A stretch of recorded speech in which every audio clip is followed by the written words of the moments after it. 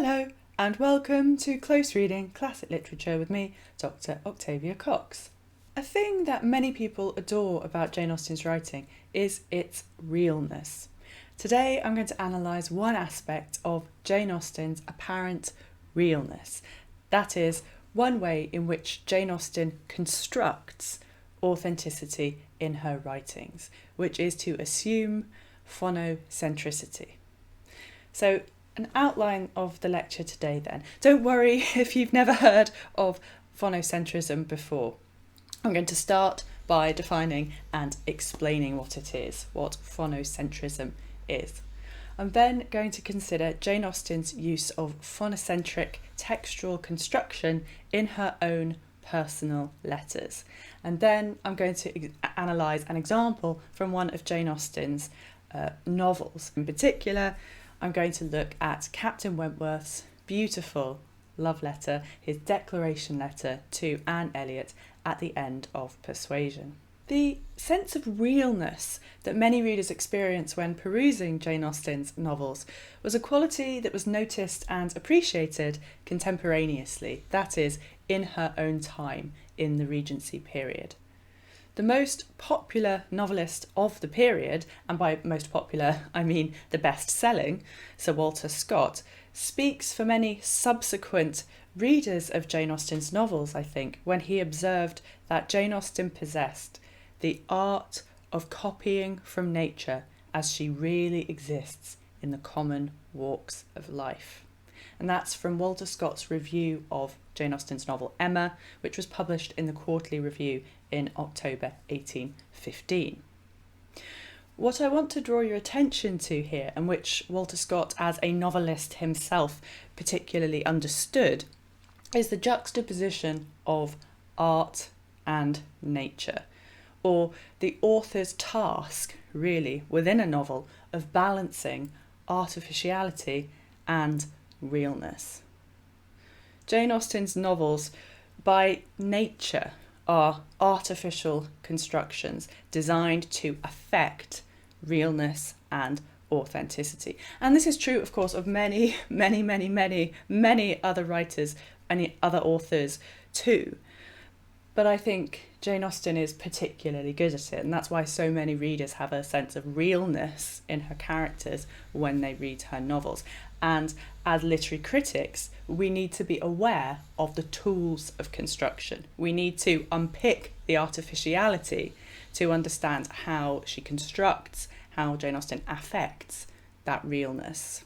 In this lecture, I'm going to focus on one aspect, that is, phonocentrism, of how Jane Austen achieves a sense of realness in her writings, although of course there are many other ways in which Jane Austen constructs realness in her text too, and do articulate your own examples in the comments and your thoughts about how Austen achieves that in other ways too. But I'm going to focus on phonocentrism.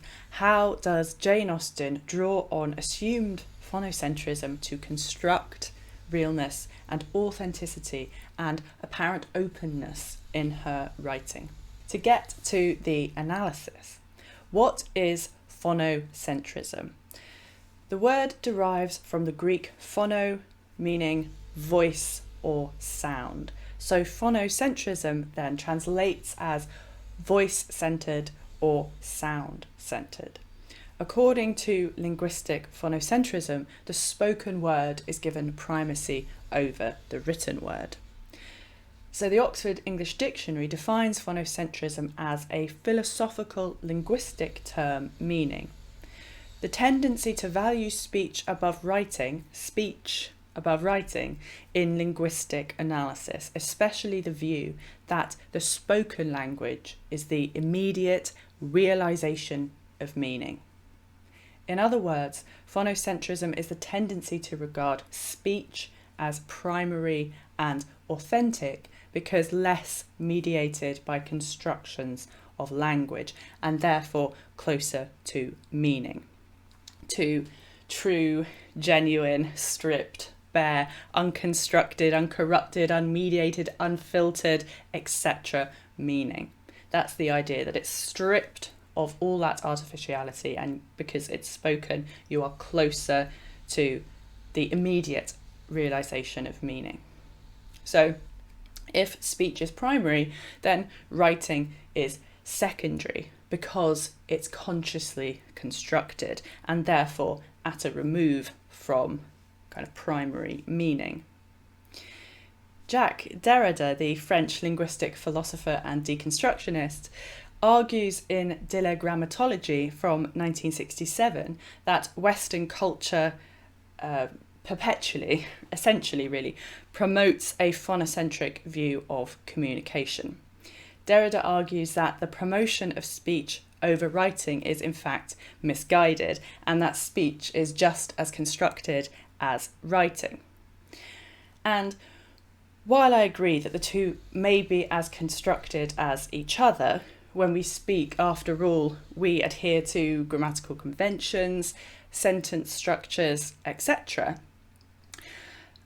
So in that sense, speech is as constructed as written, the written word. But the symbolism is different. The symbolism of the difference between the two persists, I think. And that's what I'm going to be looking at today in Jane Austen's writing. The point I want to make about Jane Austen is that she seems at times to endorse linguistic phonocentrism. And interestingly, she does this in epistolary form. So she does this in letters, in written communications. And by the way, this is not, what I'm doing today is not a criticism of Jane Austen's writing style. I'm not adhering to a Derridian way of thinking about language here. What I want to do is explore how Jane Austen uses language in communicating meaning, especially in communicating feelings and emotions. Turning now to Jane Austen's own letters.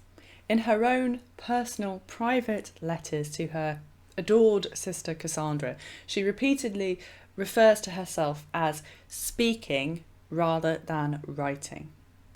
In a letter to her sister Cassandra, for instance, of the 7th of January 1807, Jane Austen wrote, "Of your visit there," that is to Canterbury, "I must now speak incessantly."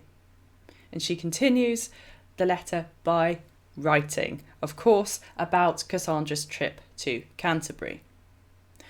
Or, another example, several years later on the 15th of October 1813, when Jane Austen wrote to Cassandra again, "Mr. Lushington goes tomorrow. Now I must speak of him, and I like him very much. I'm sure he is clever and a man of taste. He got a volume of Milton last night and spoke of it with warmth." What is interesting here is that in both examples, Jane Austen builds the idea of intimacy, immediacy, and authenticity of feeling into the construction of her letters in her use of now, must, and, crucially, speak. Now suggesting immediacy and must conveying authenticity of feeling. And what the word speak does is suggest presence. Remember that Jane Austen was writing long before there was such a thing as audio recordings. The first human voice recording happened in 1860, so long after, decades after Jane Austen had died. And even though in 1860 human voice was recorded, there was no technology actually to play it on even. So the only way in the Regency period, when Austen was writing, which is the early 19th century, that you could actually hear somebody speak was to be in the same room as them, to be physically in the same space as them. To say, "I speak to you," then, implies a physical presence, and thus the intimacy of physical presence. In the last example, Jane Austen could have said, "Mr. Lushington goes tomorrow. I like him very much." That the content there would have been exactly the same. But by adding herself in between those two sentences, by bringing herself into the text as a mediating figure, even though it is in fact an addition of self-conscious construction. It makes the text read, paradoxically, as being more authentically her feelings. Mr. Lushington goes tomorrow. Now I must speak of him, and I like him very much. She draws attention to the process of communication rather than just getting on with that communicating. By drawing attention to herself as speaking what she feels within the written text, of course, the form is written, but she's talking about herself speaking. She constructs authenticity and immediacy, or perhaps we might say that she draws attention to her authenticity. She draws attention to the idea that this really is what she's feeling and she really must communicate it now. And this might perhaps seem like a bit of a contradiction. We might think, surely the more constructed a thing is, the less authentic it is. But essentially, this is the nature of fiction, or at least good fiction, or at least good realist or proto-realist fiction, which is an author has to find a way to fabricate text that conveys a sense of authenticity, that conveys a sense of truth. And that's what many people want from fiction, is a sense of truth, even though we know it is fabricated, even though we know it's a construction.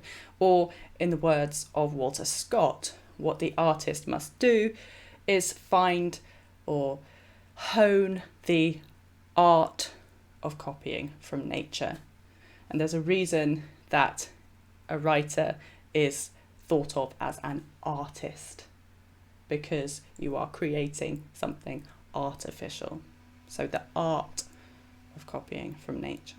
Jane Austen uses the same form, the same literary technique, literary device, mode of textual construction, however you want to say it, that she had in her own personal letters to convey authentic, real feeling textually within her novels too. And I want to discuss one gorgeous example from Persuasion. As Anne Elliot is deep in conversation with Captain Harville about the relative constancy of men and women towards the end of the novel Persuasion, Captain Wentworth writes Anne Elliot a letter. And this is what he writes. I can listen no longer in silence. I must speak to you by such means as are within my reach. You pierce my soul. I am half agony, half hope.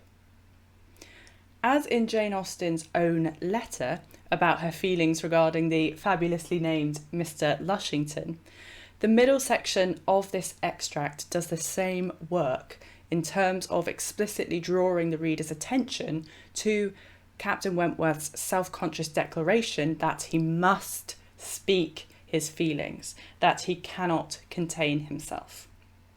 Jane Austen could have had Captain Wentworth write, I can listen no longer in silence, you pierce my soul, I am half agony, half hope.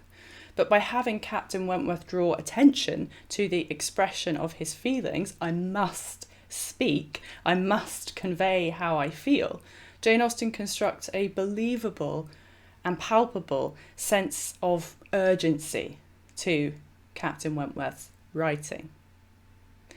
We might also note the immediacy of feeling that is implied in his describing his need to speak, returning to the idea of phonocentrism. The connotations would have been different if Jane Austen had constructed Captain Wentworth's written words as, I can listen no longer in silence, I must write to you by such means as are within my reach. There is just one word's difference here, and yet this tiny change makes a big difference, I think, to how we read this, to how we interpret it, to how we understand what Captain Wentworth is feeling here. The word write would in fact be more accurate because Captain Wentworth is writing a letter. He is not actually speaking, of course, and the Oxford English Dictionary defines speak as to utter or pronounce words or articulate sounds, to use or exercise the faculty of speech. Of course, it's a fairly straightforward definition, but the point is that speaking has to be out loud. But the use of the word speak here, ironically, is less accurate factually in terms of describing what is happening. He is writing, not speaking, as I've said, but it is more accurate, more authentic feeling in terms of constructing an artificial sense of the realness of Captain Wentworth's character. Symbolically, Captain Wentworth wants to describe speaking to Anne Elliot rather than writing to her, because he wants to imply the intimacy and physical presence that comes with speaking, just as Jane Austen had wanted to imply the same in her letters to her beloved sister Cassandra.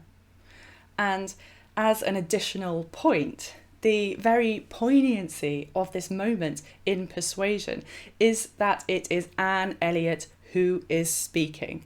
Finally, she is speaking out loud her feelings of constancy, of her continuing love for Captain Wentworth. So Wentworth writes this letter as Anne Elliot is speaking. She is speaking and he is listening. And in the opening of his letter, Captain Wentworth is essentially saying to Anne Elliot, I cannot merely listen. I have got to join you in this conversation, and we have got to articulate our long repressed feelings for each other out loud. Now is the time to declare. Now is the time to speak. Anne Elliot is speaking, and Captain Wentworth wants to join her in speaking. I can listen no longer in silence. I must speak to you. And this is a particularly important realisation for the lovers to come to at the end of the novel Persuasion, as one of the surprising things, I think, about Captain Wentworth's and Anne Elliot's courtship, if it can even really be called that, a sort of re-acquaintance might be a better word than courtship. But one of the surprising things about their reacquaintance with each other is that they hardly speak to one another. And this is something I discussed in a previous video, which I will link to at the end in that thing that flashes over at the top, on the top right hand side of the screen. During the course of the novel, they had been virtually in a state of silence with one another. But now Wentworth declares it is time for them to speak, symbolically to open up to each other. But interestingly, Captain Wentworth does not feel able to join in with the conversation between Anne Elliot and Captain Harville. He is in the same room as Anne. He could just speak to her directly there and then. Yes, Anne Elliot and Captain Harville are having a discussion between the two of them, but Captain Wentworth could find a way to politely engage in the conversation too. He doesn't have to remain completely silent. He could respond to what he hears Anne saying out loud directly to her, but he doesn't. Instead he writes it in word form, obviously, in the letter. So it's an ironic sort of situation, because he could just speak to her, but instead he writes, I must speak to you by such means as are within my reach. But apparently just them speaking to each other is not a thing he thinks is within his reach, is not a means within his reach. And what this sets up beautifully, what Jane Austen constructs, I think, in having the mixture between the written and the spoken word in this moment, in choosing to have him not speak to her directly but write what he feels in a letter. What this sets up beautifully is a representation of Captain Wentworth's internal struggle. The letter encapsulates the tension between the form, the written word, and his desire to speak. Captain Wentworth's letter embodies simultaneously his reticence and current distance from Anne, but his longing for closer presence and intimacy. Symbolically, he wants their relationship to move from the formality of writing to the informality of speaking. Just as a final closing point, I want to look quickly at the draft manuscript of Persuasion's original ending. These are sometimes called the cancelled chapters. And these cancelled chapters are really fascinating to look at, because they are the only draft version of any of Jane Austen's 6 major novels that we have. So we can see her editing process in action, and there is a big difference between the draft version and the final version in terms of the denouement. I mean, Anne and Wentworth do still get together in the draft version. It's not that radical, but the way in which the denouement happens is very different, and that's what I want to look at. For a start, he does not write her. In the draft version, Wentworth does not write Anne his beautiful love letter. Instead, he speaks to her directly and says simply, "Anne, my own dear Anne." The full moment in the draft manuscript version reads, "He had been standing by a chair, enjoying the relief of leaning on it, or of playing with it. He now sat down, drew it a little nearer to her, and looked with an expression which had something more than penetration in it, something softer. Her countenance did not discourage. It was a silent but a very powerful dialogue. On his side, supplication, that means asking. On hers, acceptance. Still a little nearer, and a hand taken and pressed, and Anne, my own dear Anne, bursting forth in the fullness of exquisite feeling, and all suspense and indecision were over. They were reunited, they were restored to all that had been lost." And this is tender, but I don't think it's as powerful as what replaced it, in part because of the tension that is constructed by having the juxtaposition of speaking and writing. So in the draft version, the text reads, "All suspense was over."